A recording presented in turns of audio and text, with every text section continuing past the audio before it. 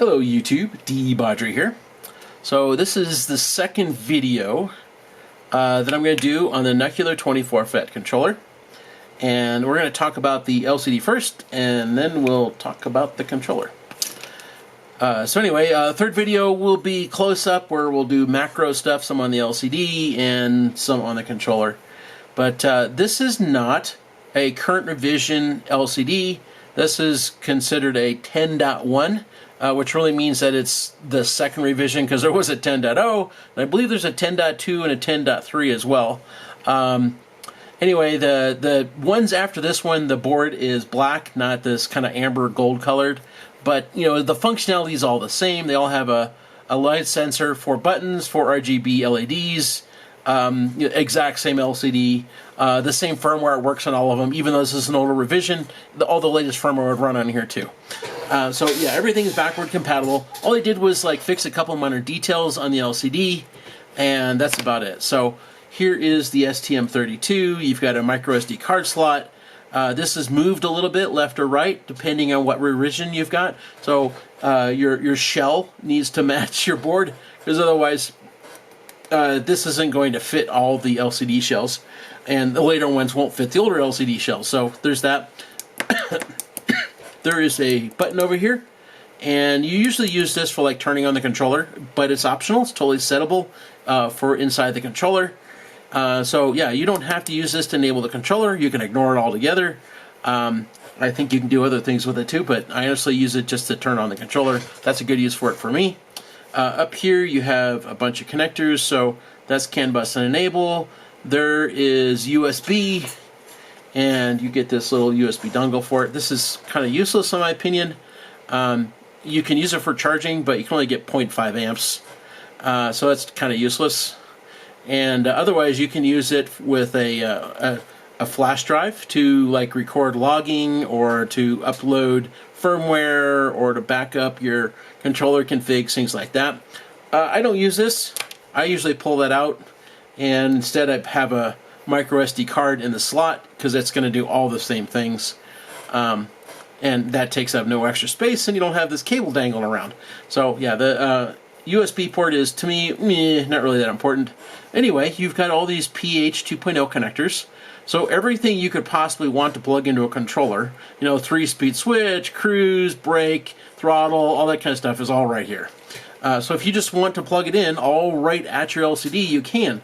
Or if you want to, you can also plug it in at the controller. So you've got this set of cables right here. This is all of that same stuff that's here. Only difference is this is like actual analog stuff, and this is all analog to digital and then sent over CAN bus to the controller. So slightly different way of getting it there, but the setup for either one is super easy. It's very obvious how to do that. Can't really say anything bad about that, because it's not that hard to do. Yeah, these LCDs are reasonably good. I do find that little port kind of fiddly, you know, getting the rubber boot on the thing when you have an SD card in there. But that's about the worst of that. I would like to see the LCDs be color. That would be super cool. I would like the resolution to be higher, and I'd also like this to have Bluetooth on it. You've got an STM32 on here. It's got the horsepower to handle Bluetooth. And if you did, then you could have an app on your phone. You could have programming from your phone. You could have monitoring from your phone. It's not really needed, because all of that stuff you can do right here from the LCD. But, you know, it would give more functionality to things that you don't have right now. So, yeah, I think that would be kind of useful and handy. Maybe they will think about doing that. I know I have mentioned it to them. But Nucular is not really good about listening to their customers. They'll oftentimes completely ignore you for like years at a time, even though you request you know, some bug fix or whatever. They will just like blow you off, and if they find you inconvenient, they'll just simply not talk to you anymore. So their customer service is kind of sucky. They can be arrogant and condescending. So yeah, I don't like those kinds of things from them. But you know, as far as like fit and finish and quality of their stuff, that's all fine. Anyway, so let's talk about the controller. So here she is. Okay, so let me talk about a couple of things I don't like, and then I'll move on to the good stuff. All right, so you'll notice right here, and you can't see this one so well, It's up in there. You can kind of see it a little bit. There is 3 large capacitors that are laying down. There's 100 volt, 680 microfarad capacitors. So everything in here is coated pretty heavily in conformal, which is going to stop water from getting to the boards, and that's great. So like all these capacitors, they are pretty well stuck down, even though they're not like glued in place or anything. So they don't move. You know, I squeeze them and push on them and stuff like this, and these vertical ones, they're not going anywhere. They're staying there because they're stuck down really good with conformal. This one here, which is big and laying down, that one is also stuck down. And by the way, these were all Rubicon capacitors. They didn't skimp on quality. These are good. I don't remember what the MOSFETs are, but again, they went with big name brand ones, Western MOSFETs, no Chinese anything here. It's all very good. However, this capacitor right here, and you can probably see that. I'm moving it. So it's not secured. It can bounce around, and that's bad. You don't want that. That is a capacitor that's going to slowly vibrate, and it's going to stress its legs, and eventually they're going to break off. It's not going to happen tomorrow, but it's going to happen. It's going to take time. Anyway, this capacitor down here, same thing. I don't know whether you can see that, or if you can see it at all. Yeah, you can kind of see it in there. I'm wiggling the thing. And yeah, it's moving around because it's not secured down. So what they should have done is after they did all their conformal in here, they should have checked to make sure that these parts were stuck down, and if they weren't, they should have put some glue on them to make sure they didn't move. And well, they didn't. And this isn't okay. They really should have taken care of that. So that's a detail I don't like. It would have been really easy to fix, and Nucular is really good about attention to detail. So why they missed this is kind of odd. All the cables coming in, they come to this little daughter board that's right here. So this is the MCU board or processor board, and all your I/O stuff comes into there. All the cables are zip tied together. All the connectors are just the right length to get to their connectors and not tight or anything. All this stuff is nice and secure. No wires are going to stress or break. That's all very good. You know, like this wire right here, you know, is properly routed around these capacitors rather than sitting on top of it where it's going to pinch inside the shell. You know, good attention to details like that. Can't really say anything negative about that kind of thing. So yeah, all this stuff is really good. It's nicely done. You know, with a couple of exceptions, like a couple of loose capacitors that should have been stuck down better. So let's flip this thing over. Again, this is really good.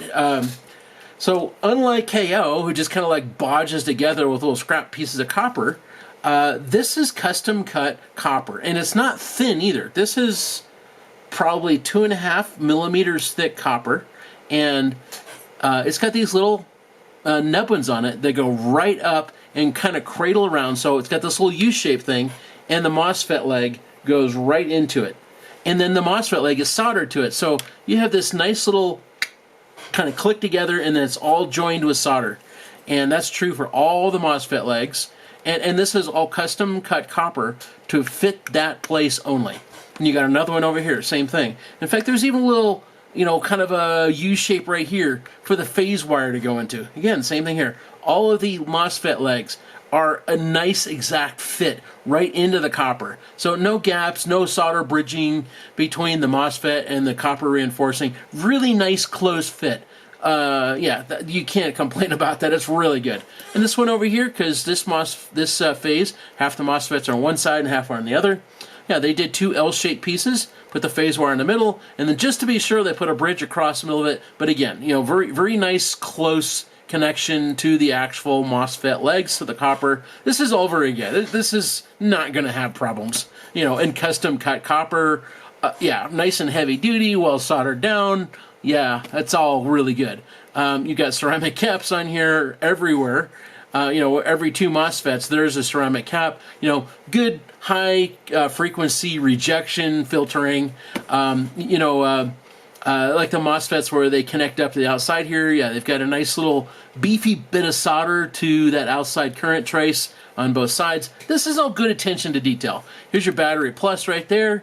You know, they beefed all this up right here. Here's your 4 shunts right there for current sensing.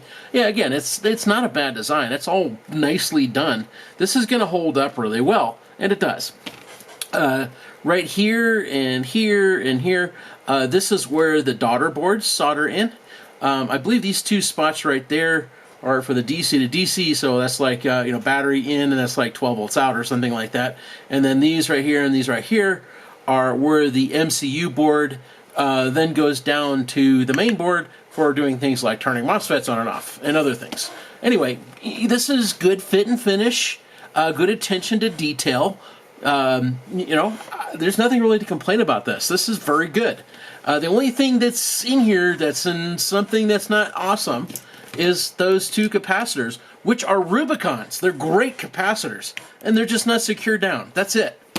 One thing. Otherwise, good MOSFETs in here. These are Western name brand MOSFETs. Nice Rubicon capacitors. Nice beefy copper, that's custom cut. This is all very good. This is not a bad design. This isn't, we can kind of shoddily put it together, cut corners. No, they did a good job. There's nothing here that's awful. This is all lovely and good attention to detail. All right, so in the next video, we're going to put the macro lens on, and we're going to get right in there and look as close as we can. So anyway, look forward to the next video, folks.